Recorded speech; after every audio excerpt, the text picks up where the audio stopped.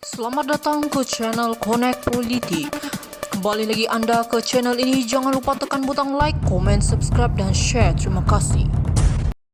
Semakan Najib diputuskan akhir bulan depan.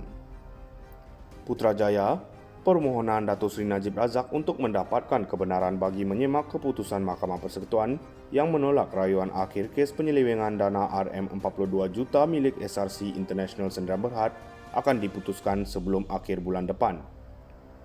Panel 5 Hakim Mahkamah Persekutuan dipengerusikan Hakim Besar Sabah dan Sarawak, Datuk Abdul Rahman Sebli, membuat keputusan itu selepas selesai mendengar hujahan Peguam Tan Sri Muhammad Shafie Abdullah yang mewakili bekas Perdana Menteri selaku pemohon. Abdul Rahman berkata panel tidak berada dalam kedudukan untuk membuat keputusan hari ini. Katanya semua pihak akan dimaklumkan mengenai tarikh keputusan selewat-lewatnya sebelum 31 Mac ini. Turut bersidang dalam panel itu ialah 3 Hakim Mahkamah Persekutuan, Datuk Vernon Ong Kiat, Datuk Rodzaria Bujang, Datuk Nordin Hassan dan Hakim Mahkamah Rayuan, Datuk Abu Bakar Jais yang mula mendengar permohonan kebenaran bagi semakan sejak 19 Januari lalu. Dalam permohonan kebenaran semakan berkenaan, Najib mahukan Mahkamah Tertinggi Negara supaya menyemak keputusan panel 5 Hakim pada 23 Ogos tahun lalu, dengan memohon perintah supaya keputusan rayuan utama beliau diketepikan dan beliau dilepas serta dibebaskan daripada tuduhan berkenaan.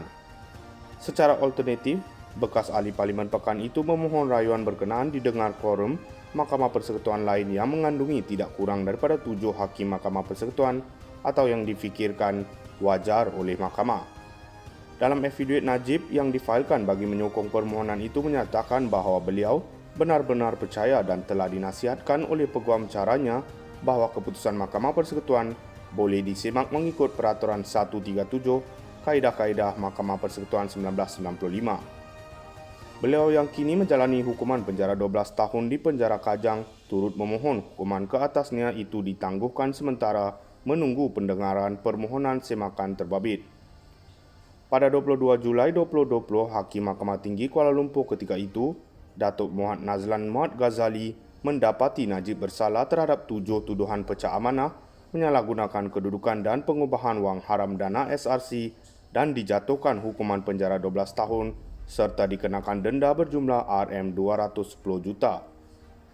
Sabitan dan hukuman terhadap Najib kemudian dikekalkan oleh Mahkamah Rayuan dan Mahkamah Persekutuan. Sementara itu, Muhammad Shafie dalam hujahannya balas berkata suami Ketua Hakim Negara Tun Tengku Maimun Tuan Mat, Datuk Zamani Ibrahim menyatakan kebencian secara terbuka terhadap Najib melalui hantaran Facebook 4 tahun lalu. Melalui hantaran di laman sosial itu, Muhammad Shafie berkata, Zamani membuat kenyataan yang tidak menyenangkan yang boleh dibaca oleh orang awam. Beliau Zamani membuat kesimpulan bahawa Najib bersalah walaupun kes 1 Malaysia Development Berhad 1 MDB dan SRC International Sdn Bhd belum didengar di mahkamah. Dengan penuh hormat, beliau Zamani sahabat saya dan ini pengisytiharan kebencian terbuka terhadap Najib. Ketua Hakim Negara sepatutnya mendedahkan hantaran itu ketika mempengerusikan panel 5 Hakim ketika rayuan akhir pada Ogos tahun lalu. Hantaran berkenaan tidak dibuat secara berselindung, tetapi dalam kes ini, tiada pendedahan dibuat oleh Ketua Hakim Negara. Jadi persepsi awam adalah sama, ada perbicaraan adil atau tidak, katanya. Muhammad Shafie berkata hubungan paling rapat sesama manusia ialah hubungan antara pasangan, yang mana pandangan suami boleh mempengaruhi isteri apabila mereka bertukar pendapat. Dalam hujan sebelum ini, Timbalan Pendakwa Raya Kanan Datuk B. Sidambaram menegaskan bahawa hantaran itu tidak menunjukkan Zamani mempunyai permusuhan peribadi terhadap Najib kerana ia adalah komen umum rakyat. Katanya permohonan supaya Tengku Maimun menarik diri ketika rayuan akhir lalu berikutan dakwaan konflik kepentingan adalah percubaan terdesak di saat akhir untuk mengganggu prosiding rayuan. Assalamualaikum dari channel Connect Politik. Terima kasih, jumpa lagi.